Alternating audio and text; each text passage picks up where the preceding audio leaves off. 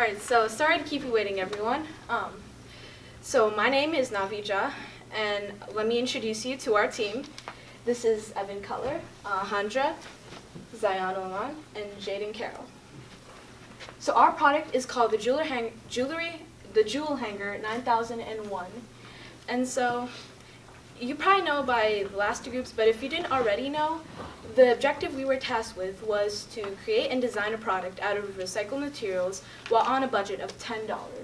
In this presentation, we will be presenting our product, the Jewel Hanger 9001, the work that went into it, and our progress throughout.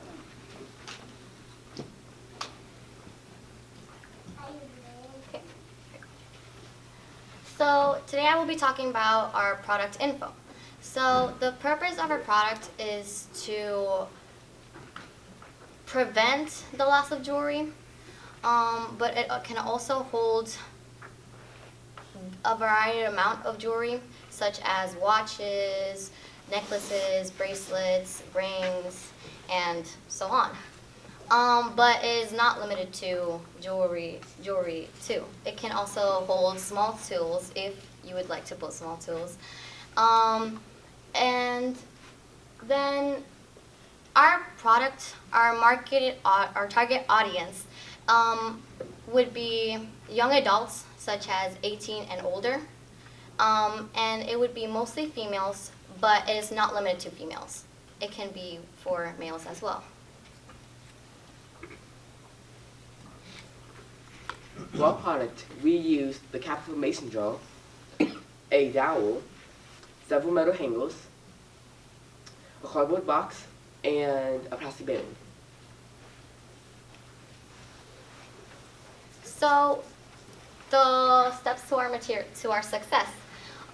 So what we first did is that before we started anything, we chose one of the mason jar tops and we took it apart. So first, we took the rim of the mason jar and we glued a piece of cardboard to the rim.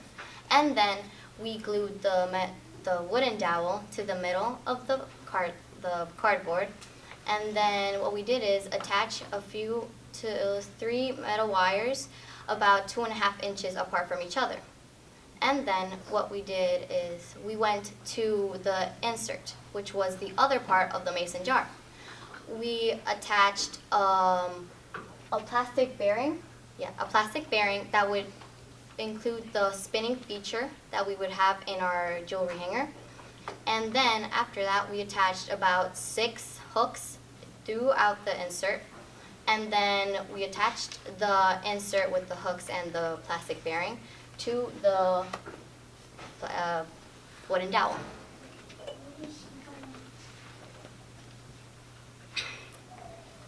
Okay. Unfortunately, we weren't able to assemble this product, but this is what it should look like. We have the part of the mason jar with the cardboard that should be on the inside. We have the dowel here and the wires that are about 2.5 inches apart from each other. The insert up at the top with the hooks attached.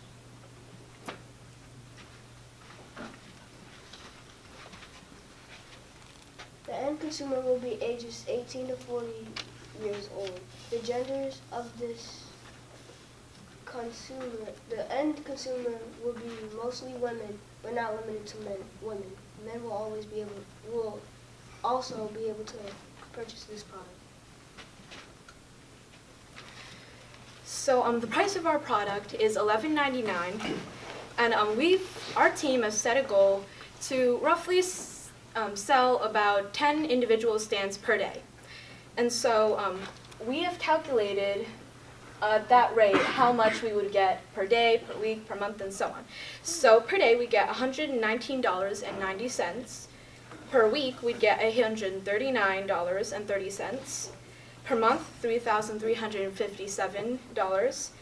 And per year, in total, every year, we'd get about $40.3K from this goal. Also, a big part of why we decided this age group, young adults, teenagers, and middle-aged people, is because in 2018, 56 to 59% of luxury jewelry consumers were of females from ages 18 to 49.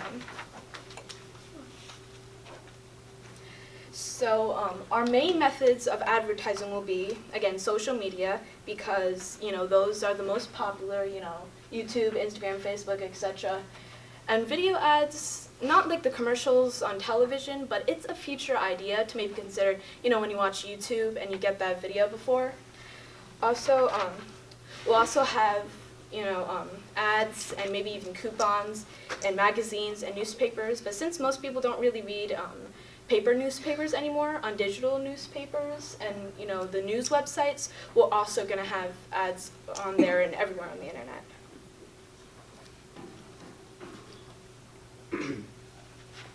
If we were to make our product, it would roughly cost $10.51. But during our first trial of the product, we only used recycled materials. With the recycled materials, we could create the jewelry hanger. So this collaborative effort with each other was both fun and challenging.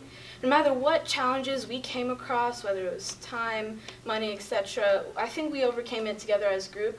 I'm really happy that we got to do this, and it was really fun working with everybody. So, yeah, that's it. All right.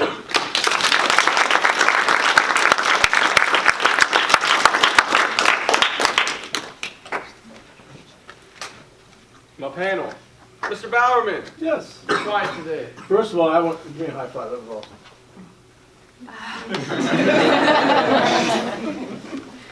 awesome. She was a little shy when we were doing these in practice, so you did a great job. It wasn't that bad, right?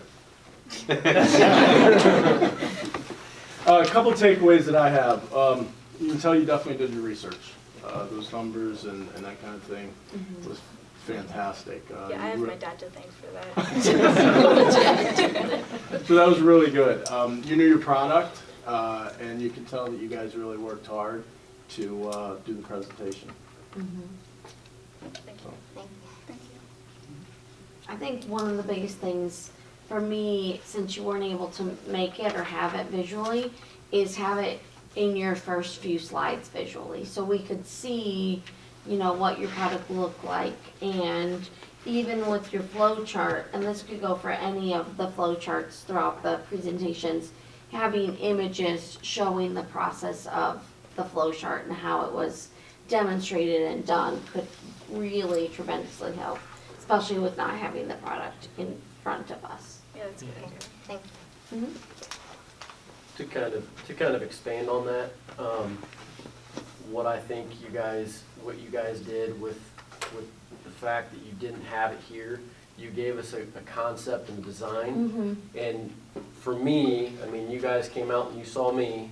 That's where it always starts, right? You have to have a concept, you have to have a design before you can make something, correct? So you guys really took that advice and you guys put it on paper, and you have a concept. And now you're showing us that it's possible to build it. So that was, I think, when I didn't see you guys have your product, when you guys brought that slide in, that kind of made me feel a little bit better that you guys knew what you were talking about, you knew what you wanted to do. You may not have gotten it made, but we know that you can make it. You guys thought about it, so good job there. Stu, you had something? Yeah, did you attempt to make it? Was there challenges? Did your dog eat your homework? So what happened? I think it was really getting the materials in one place. That was a bit of difficulty there, and we kind of, especially with there's supposed to be metal wire involved, as you saw in the concept art, and metal wire would have also been a little hard to bend. I had the metal wire in the form of, you know, the metal clothing hangers that we would have recycled. I think bending that would have been really hard because I didn't have any pliers or wire cutters on hand.